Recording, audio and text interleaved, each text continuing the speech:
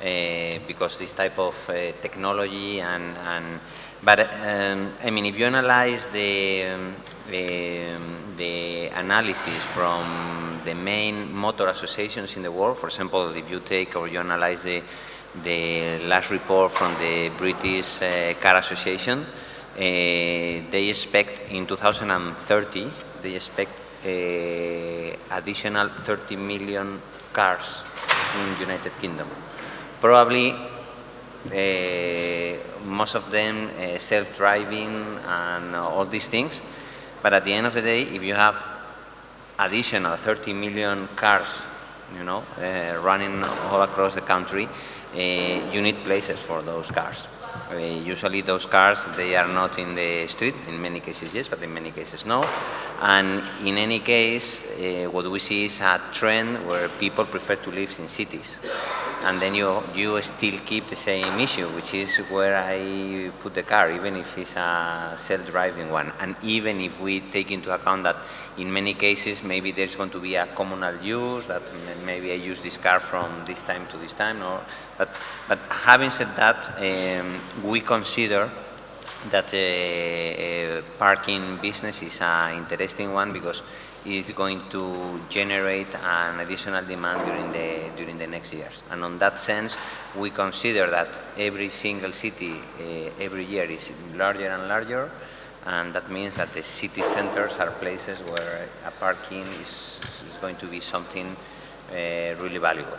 At the end of the day, obviously, we are trying to talk about general trends and what is going to happen in a general basis, but if we analyze the habits of British people, maybe it's quite different to the habits of the German ones and very different to the habits of the Spanish ones. So, depends on each city. I think the solution could be different. In the case of Madrid, for example, or Barcelona, you can easily find a mixed use in the different buildings, and usually you have residential buildings with big parkings underneath the building and with retail space on the ground floor and then residential upstairs.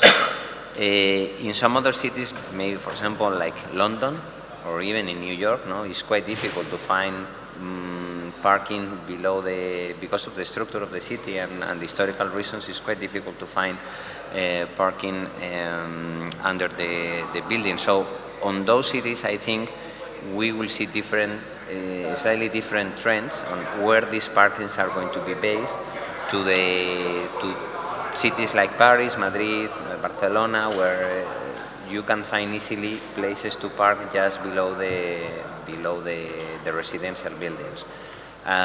In any case, I think when we analyze this type of opportunities, I mean, you were asking, when we were talking about student accommodation, you were trying to compare micro living, student accommodation,